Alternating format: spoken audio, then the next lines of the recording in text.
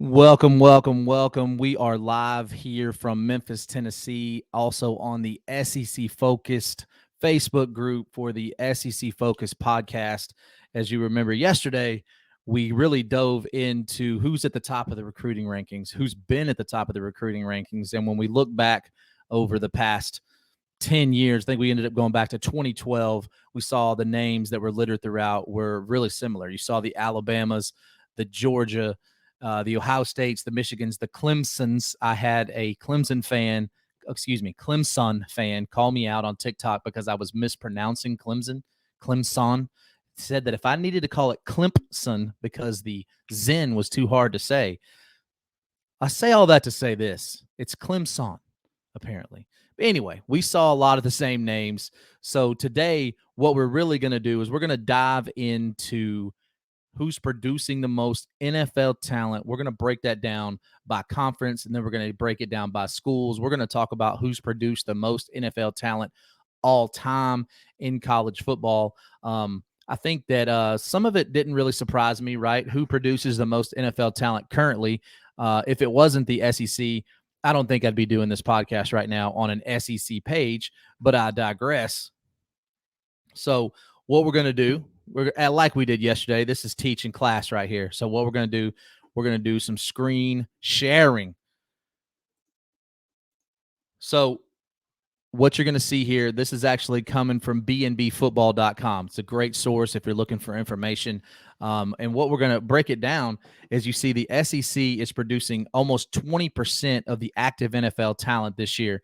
Now, what does that mean? That means they're producing 505 right now. I think the number, this is actually 2021. We're going to get into some more specific numbers for 2022, but there are almost 2,600 players in the NFL and 20% of them coming from the SEC. The Big Ten produces the second most. I don't think anybody's surprised by that, right? With that little bit over 380, and then the ACC, Pac-12, Big 12, and then the AAC. So which conference produces the most NFL talent? It's the SEC and then the Big Ten. Now I don't think anybody's surprised by that. I think that just goes with the notion. That's why we're here, right? That's why everybody watches the SEC. That's why it's king. That's why you're seeing the Big Ten and the SEC sign billion-dollar TV deals. Two of the first three quarterbacks taken will come from the SEC East. That comes from Kyle Woodward. Yeah, I mean, absolutely. They're producing a lot of talent. I think that we're gonna dive into that, and also the breakdown that they did on B&B football was really awesome too. It broke it down, a general breakdown. D1 producing 87% of the talent. Most talent is playing in D1, but that's not to take anything away from the FCS, also considered D1.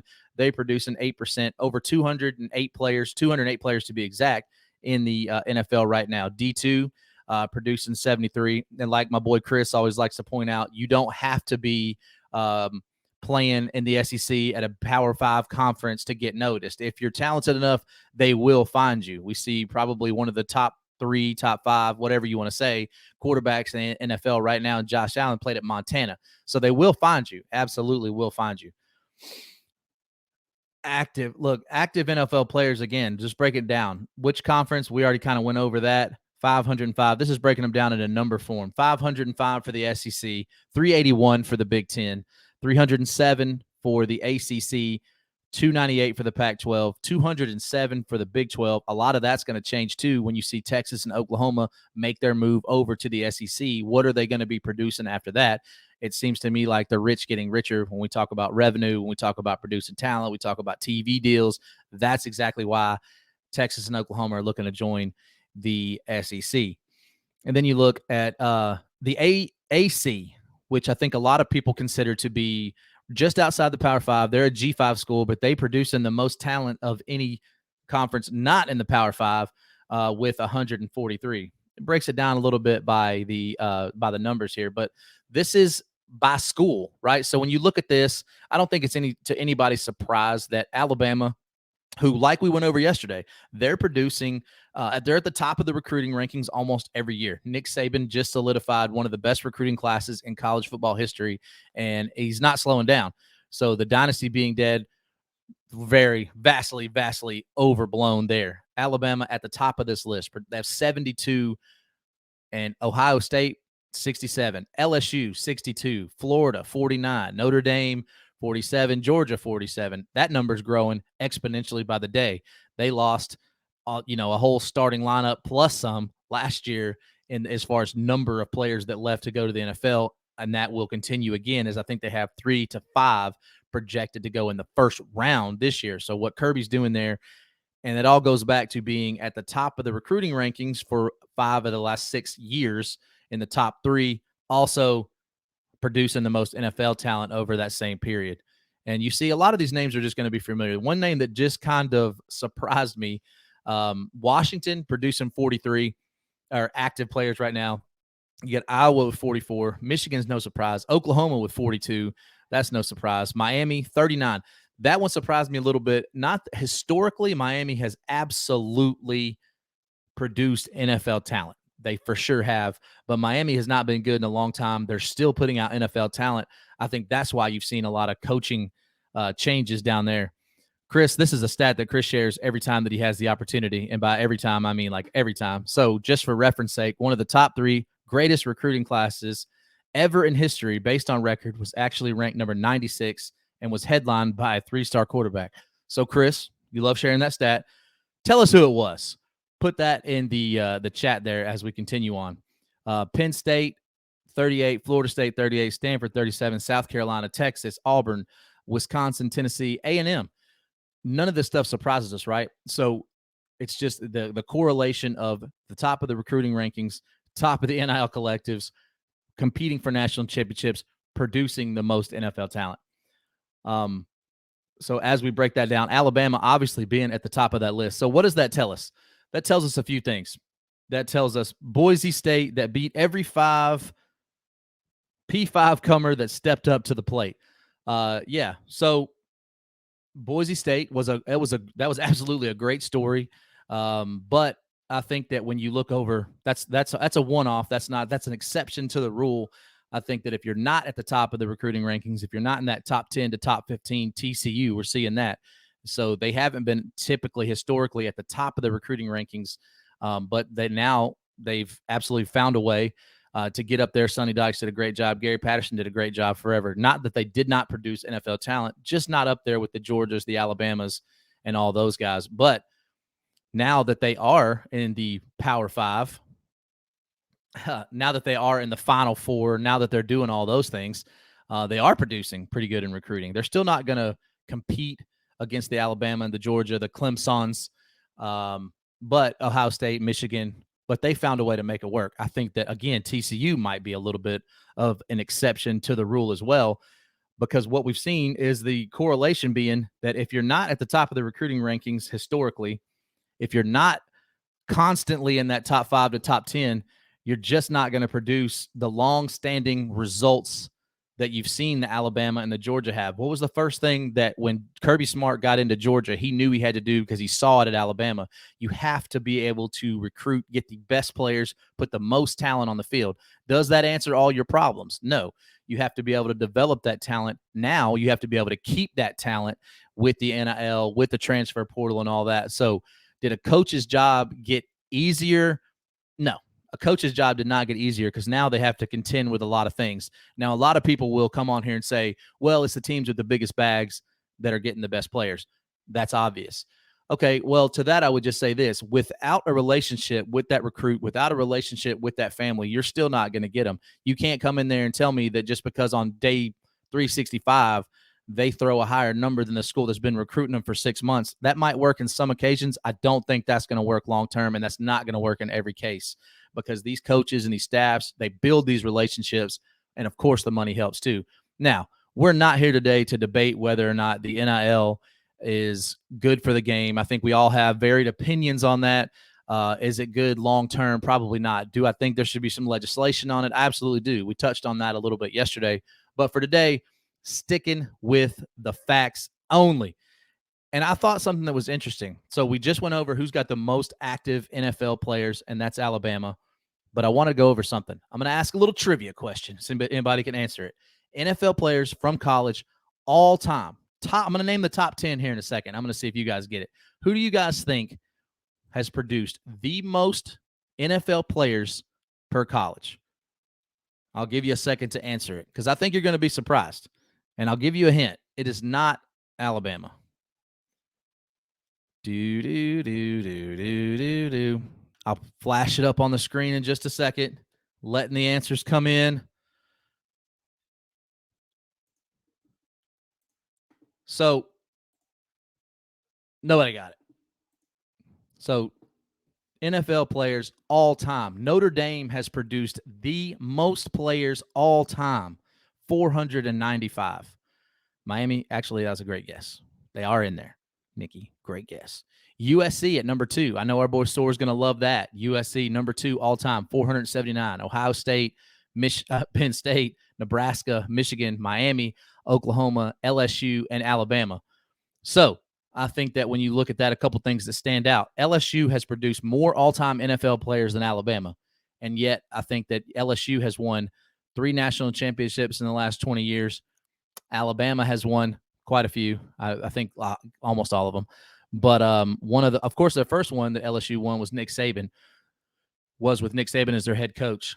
So I think what we're seeing here is if we have not come to the conclusion that Nick Saban is the greatest head coach of all time, I don't even think there's a debate anymore.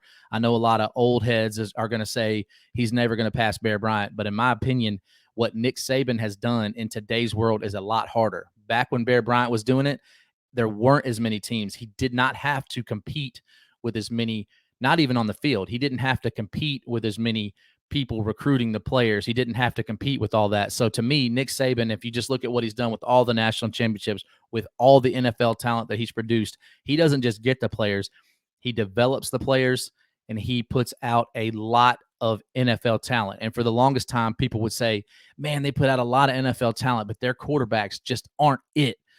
And then in the last couple of years, he's really alleviated some of that as now Alabama, and we can go back and forth whether Jalen Hurts counts as Alabama, but he was there for several years. I understand Oklahoma's going to take credit for him, spend a lot of time with Nick Saban as well. 3 NFL starters at quarterback right now all played and started for the University of Alabama, and they were all 3 in the same quarterback room at the same time. That is the dominance of Alabama. That is the dominance of Nick Saban, and that is Tua Tagovailoa, Jalen Hurts, and Mac Jones. Varied degrees of success, but the facts are that all 3 are NFL starters right now. So, I mean, what they've done with the safeties, it's just been remarkable what Alabama's been able to do. And that is the hill that all the other SEC schools are tasked to climbing. And really, LSU's won a couple. They've done it periodically. But what Georgia's doing now, that's how impressive it is.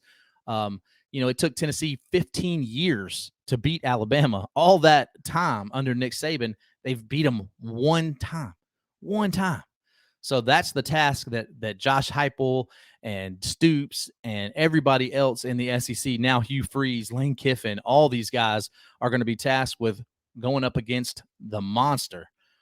So let's see. Chris says, actually, Notre Dame is not surprising if you think about it. Their brand goes back 100 years easily. Chris, that's absolutely true, but the NFL doesn't go back 100 years. So to me, this is very impressive. This is NFL players of all time. This is after the merger. So this is since the 70s. So while you're right, Notre Dame has the oldest brand, doesn't apply in this case. Chris has another question. So my question is, it is easy to stay at the top when you have a brand such as the 8 to 10 that are there every year. When you literally get to pick which players you want versus having to go out and draw them in, it is much easier. If Alabama and Ohio State went through a 50-year stretch like Vanderbilt has gone through, they would not be up there every year like they are. I guess that's true. The problem is that you can go back to the 90s and the early 2000s, not a 50-year stretch, but Alabama was not doing that until Nick Saban got there. That sure, they had success before Nick Saban got there under Bear Bryant, won one of them in the 90s. But Alabama's not going to go through a 50-year stretch. They're not going to allow them. So when I hear somebody say that it's easy to do what they do because they have the brand, that's like saying it was easy for Michael Jordan to win because he was so great. No, it doesn't make it easy just because they're making it look easy. And so Nikki says, but not many stand to late 70s and 80s Notre Dame. Yeah, I mean, Notre Dame definitely producing the kind of talent that Notre Dame has was a little surprising to me. USC wasn't as surprising. Obviously, you've had some greats come through there, including OJ Simpson, great football player, Matt Leinart, Reggie Bush, Lindell White. I mean, the names go on and on. Michael Pittman. There's just a lot of guys they have had over the years. But yeah, Chris, I think that it's a good point. I just don't think you're ever going to see Alabama have a 50-year lull. They just won't allow it. Football is how they produce their revenue. I think Nikki shared it in the chat yesterday, just what each college football program was worth. Alabama's always going to be at the top, and certainly always going to be at the top as long as Nick Saban is there at the helm. How long will that be? Man, as a Tennessee fan, I'd sure like to know. My boy Anthony Handy said, "Dang, bro, you're on all the time now, like ESPN." Skip, I'm coming to you live from my office in Memphis, Tennessee.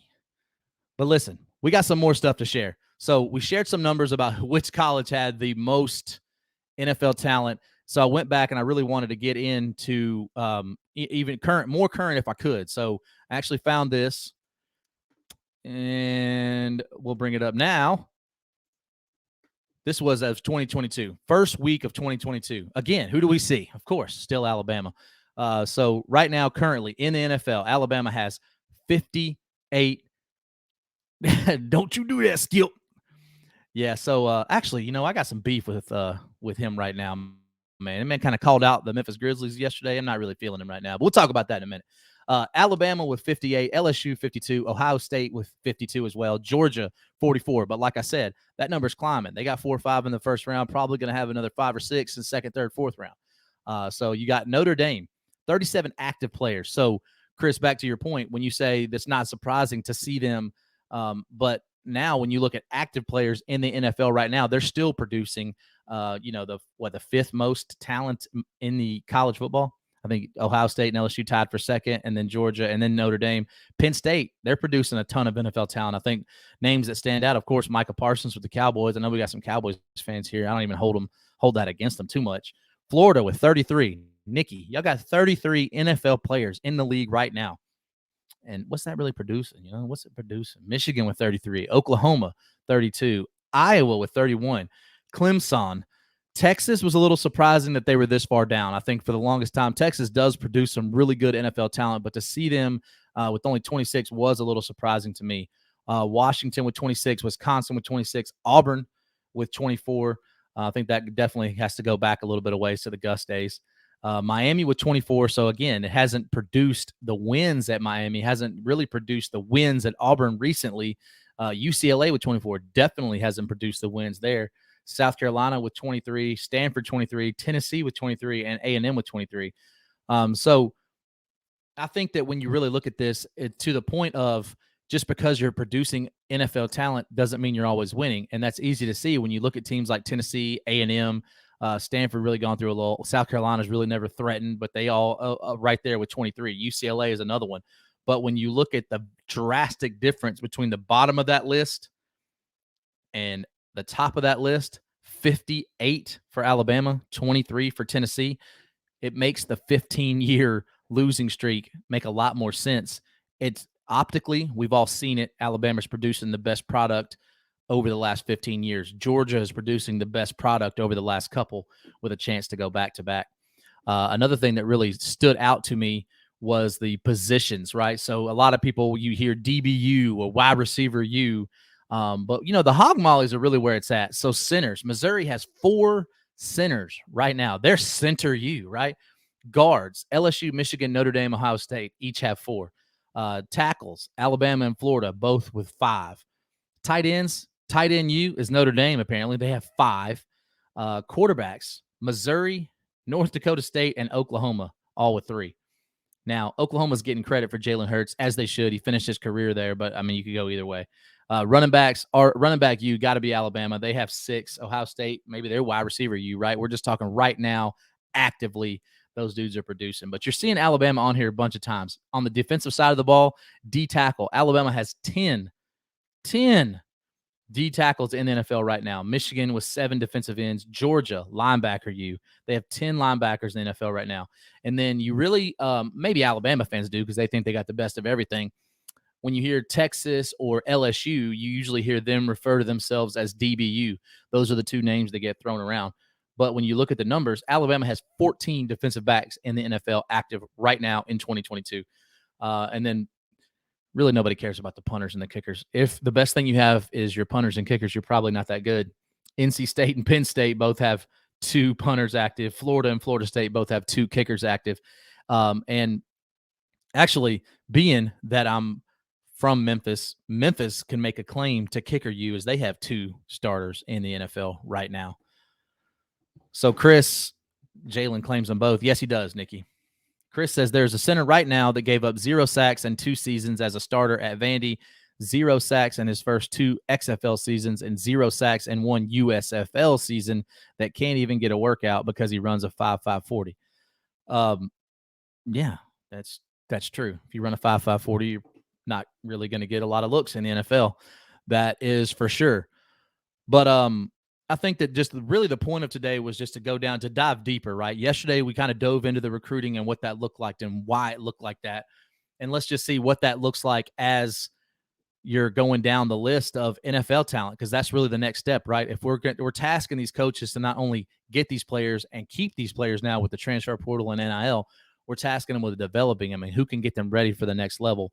And when you look down the same list of NFL who has the most, it's really following very closely the list of who's getting the most talent. So they're getting them there, they're getting them better, and they're producing. So Nikki says we have good kickers and punters. Absolutely true. You know, for a long time, Tennessee had like 72 Colquitts, and they were all really good punters. But that's not really where I want to be the best at. I want to have a good kicker. I just really don't want to know about him until the game's on the line. So really, like I said, we broke it down kind of where we were in the talent realm and who's producing the most. The SEC, again, is producing the most. Almost 20% of all NFL talent comes from the SEC. Almost 2,600 players in the NFL, over 500 of them come from SEC schools, with the Big Ten coming, I mean, really in a distant second with 381, producing a little bit less than 15%. So, you know, I'm no mathematician, but you have 35 to 36% of talent coming from the Big Two and the Big Ten and the SEC, and then the ACC, Pac-12, Big 12. If you add all those up together, it doesn't equal to what the Big Ten and the SEC are producing. So I think when you really look back on it, the power struggle is right now, when you look at the top 4, you have, of course, 2 Big Ten teams, you have an SEC team, and then you have a Big 12 team. Last year, you know, we've often had 2 SEC teams. Alabama fans still think they should have 2 SEC teams in this year, but I digress. I just think that when you really look back on it, a lot of cases can be made next year with the playoff expanding to 12 teams. That is, I think, going to open the door for a lot of things. It's going to open the door for a G5 schools to compete against the Power Fives. But my ask of you is this: when you look at this, is that what's going to be best for the game if the automatic qualifiers get in? And when I say that, I mean this. So if the AAC gets an automatic qualifier, and let's just say that that's SMU, and you look down the recruiting rankings and you look at who SMU plays, and you look at the NFL talent that they're producing versus the talent that Alabama's producing, is it going to be the most competitive thing for the game to see Alabama play an SMU or a Memphis if they win the AAC? Or, you know, those are my questions. Or is it just going to be, we know it's not going to just be 12 Power 5 teams, because they've already said it's going to be 6 conference winners and they're going to be seeded out like this. So I think for me, I think we just got to ask ourselves a lot of questions around college football right now. Like, will there ever be regulation on the NIL? Will there ever be regulation on the transfer portal? And my question to you now, something to think about, is the 12-team conference going to be competitive? And in the long term, is that the best thing for the game? I love it. I do think they should expand, but I think that we really got to think long and hard about it. If next year we're looking at a game when it's Alabama playing Memphis and it's 48-12, is that the best thing for the game? Are those going to be the 12 best teams, or are we doing this for a payout?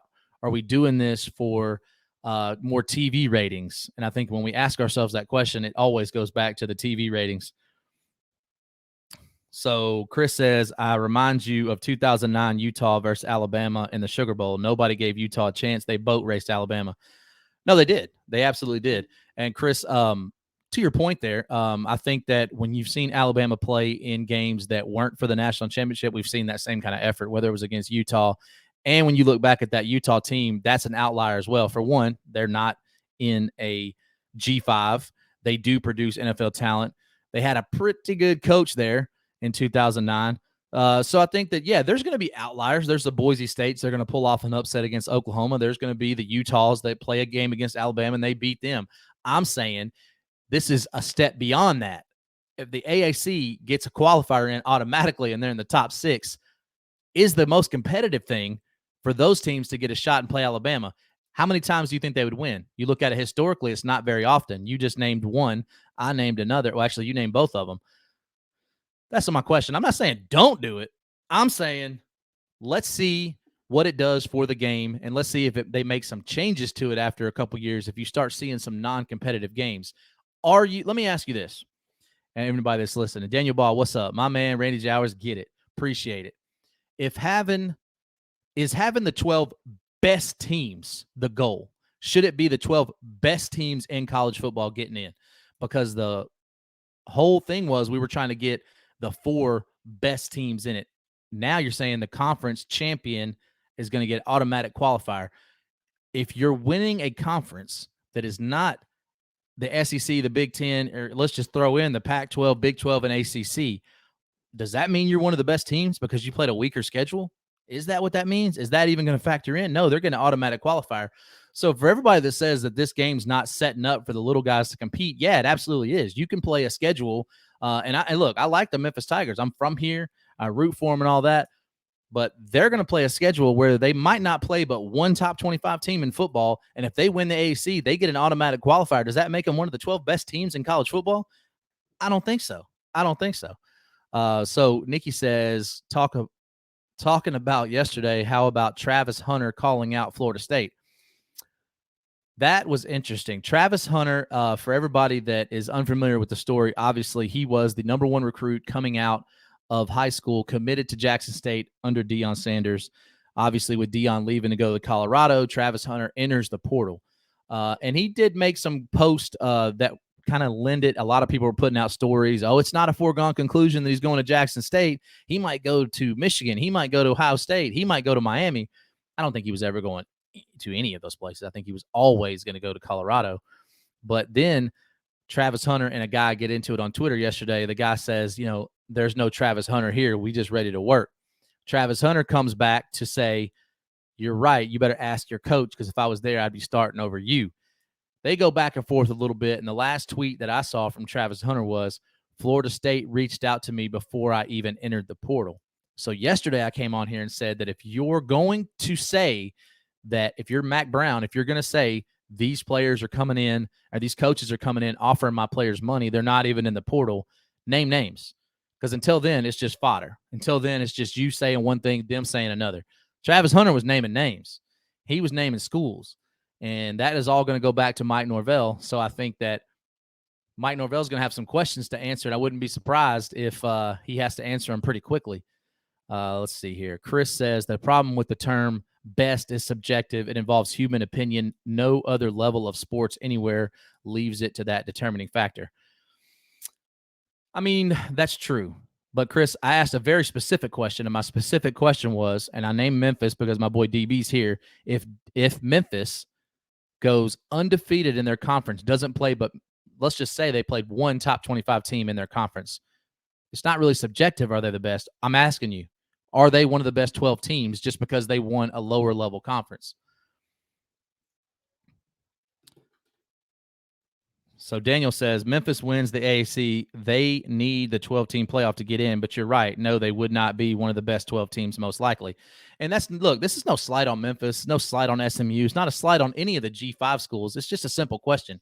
I'm asking, is it long-term? Is that what's going to be the best for the game? Is that going to be the most competitive thing?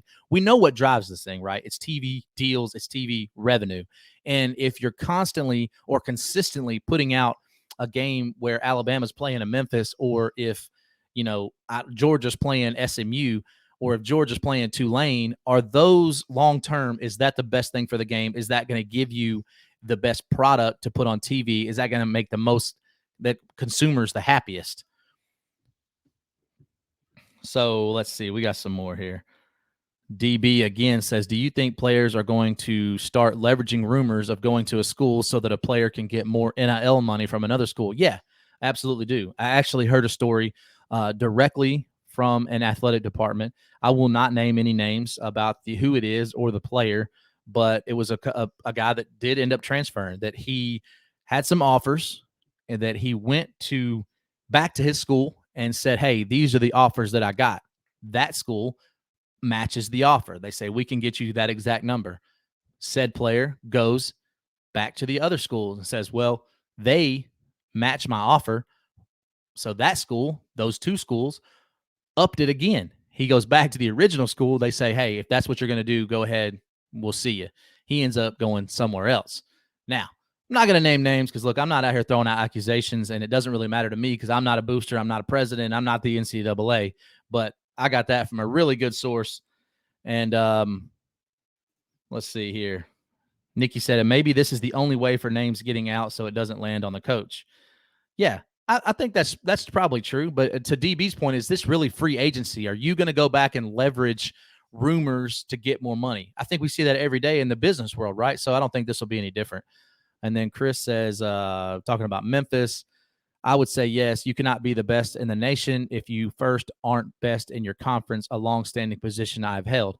Yeah, I don't agree with that at all. I think that if you finish, I don't think anybody that watches college football could tell me with a straight face that Alabama is not better than Tulane because Tulane won their conference and Alabama did not.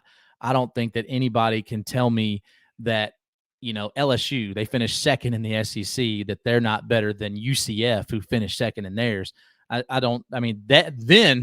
Then we really are. That's subjective.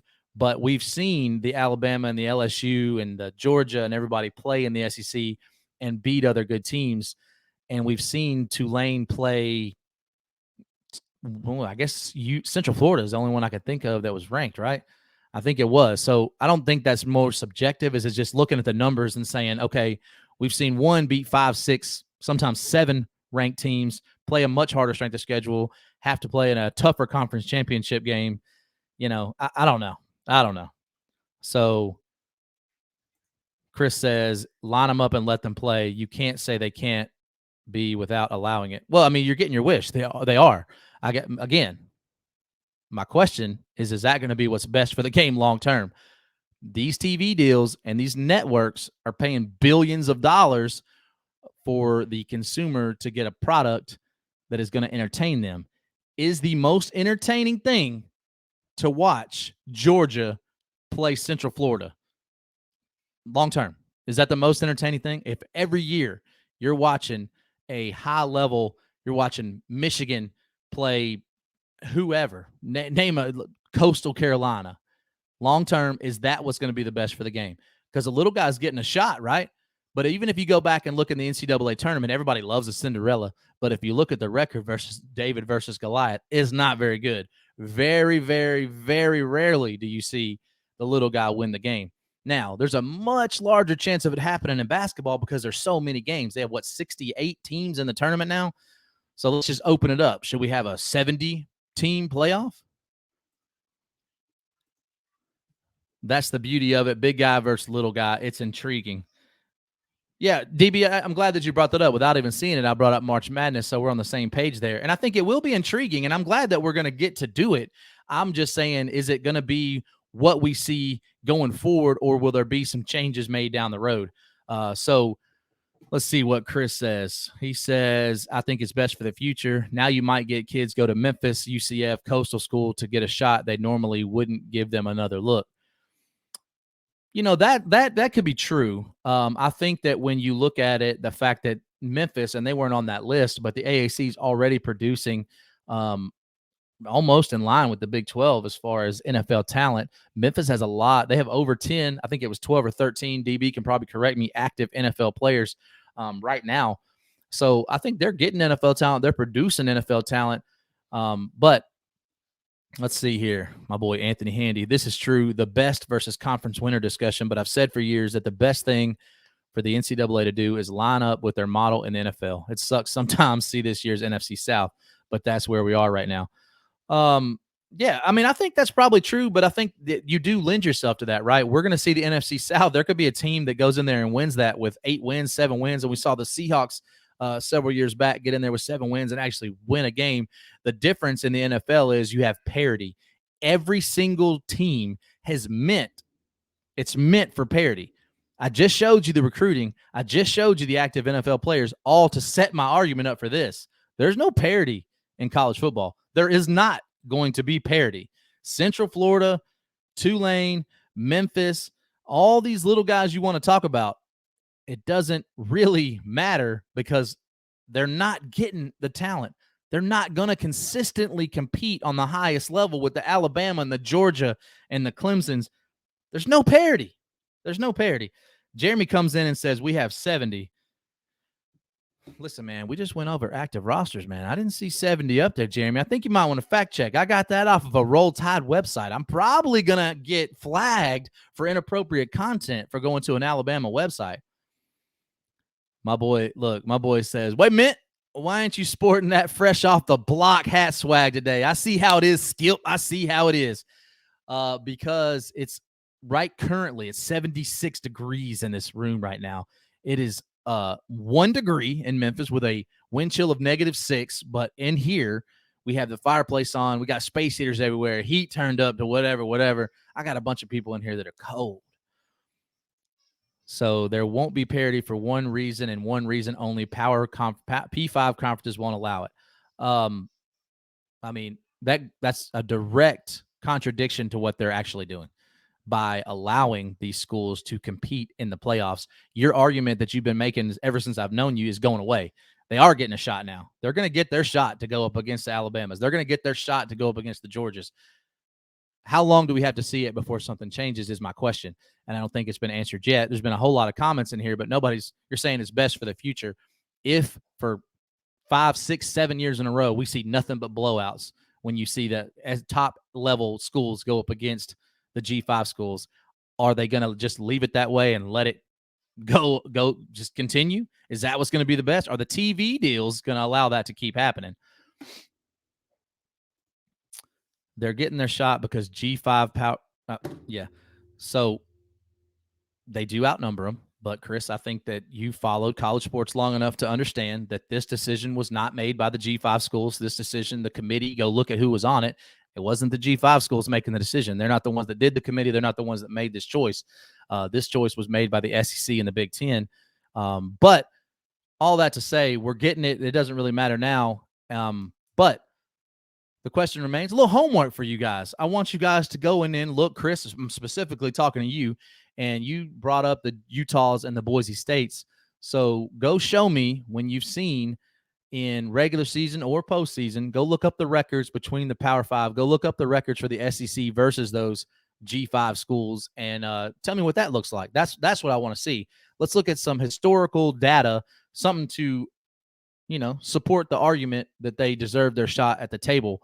Because I think when you look at all of the numbers that we've shared today, and you have, let's see here, the Sun Belt Conference has 30 players in the NFL, represents less than 2%. So less than 2% of NFL talent is playing in the NFL. So are they going to be able to consistently compete with the SEC and the Big Ten? I don't know. So Chris says they had to make that choice due to the proposal of 25 teams getting in the playoffs. It was getting ready to blow up significantly. Yeah, I think now we're just getting into opinions and not facts. So really just wanted to get on here today and talk about, talent and who's producing the most and all that good stuff. So I think we saw, again, we're going to go over them one more time. SEC's producing the most. We're here on the SEC Focus Facebook page. Of course, we're focused on the SEC. Over 500 of the 2,600 players in NFL from the SEC, Alabama, Georgia, LSU leading the way. So appreciate you coming to my TED Talk. We're 40 minutes in. I was going to only do 30 minutes, but appreciate everybody that joined me today. Chris, Anthony, DB, Nikki, Jeremy, all you. You said hold up, one more. My opinions are facts. Aren't they, Nikki? Queen Nikki, the ruler of the Facebook page. But anyway, for SEC Focus Podcast, I'm SEC Jeezy, and I'm out.